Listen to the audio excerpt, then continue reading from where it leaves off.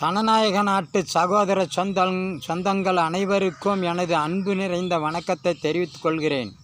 சுயேட்சை லட்சியம் கொண்ட ஜெகஜோதி இயக்கத்தின் பொதுநல பொறுப்பாளராகிய சியான்பாளையம் ராமச்சந்திரன் பேசுகிறேன். என்னவென்று பார்ப்போம் வாருங்கள். சொல்லறிவுக்கும் சுய அறிவுக்கும் நிறைய வித்தியாசம் இருக்கிறது.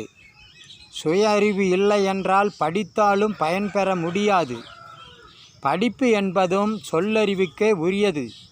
தயவு செய்து தாய் தந்தையை தவிர்த்து வேறு யார் எதை சொன்னாலும் அது நல்லதா கெட்டதா என்று தன் சுய அறிவை கொண்டு சிந்தித்து பாருங்கள்.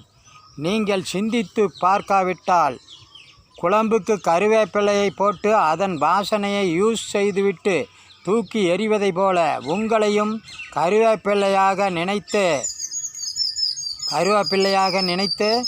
தூக்கி எறிந்து விடுவார்கள்.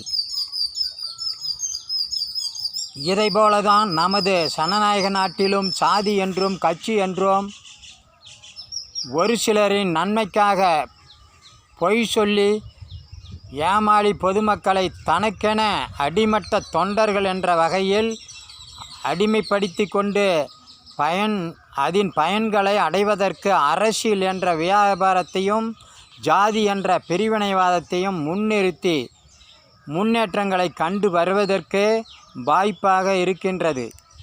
ஆகையால் இந்த கட்சி நல்லது, அந்த கட்சி நல்லது, இந்த சாதி நல்லது, அந்த சாதி நல்லது என்று ஏத்த இறக்கம் பாராமலும் எதிரிக்கு எதிரி கூட்டங்களாக செயல்படாமலும் சுயநலமாக உழைத்து சுயநலமாக நாம் வாழ நம்முடைய சுய அறிவை பயன்படுத்தி கொள்ள இதுதான் தருணம் என்று நினைக்கக்கூடாது. பொதுநலம் இல்லை என்றாலும் அடுத்தவர்க்கு அணுக்கமாக நாம் செயல்படக்கூடாது என்பதை தெரிந்து பயன்படுத்தி கொண்டு தன்மானமிக்க அனைத்து சகோதர சொந்தங்களும் நல்வழி காண வரவேண்டும் என்பதே ஜெகஜோதி இயக்கத்தின் கொள்கை விதிமுறைகளாகும். ஆகையால் அனைவரும் பாகுபாடின்றி முன்னேற்றம் காண வேண்டுமென சுயேட்சை லட்சியம் கொண்ட ஜெகஜோதி இயக்கம் சார்பாக வேண்டி விரும்பி கேட்டுக்கொள்கிறேன்.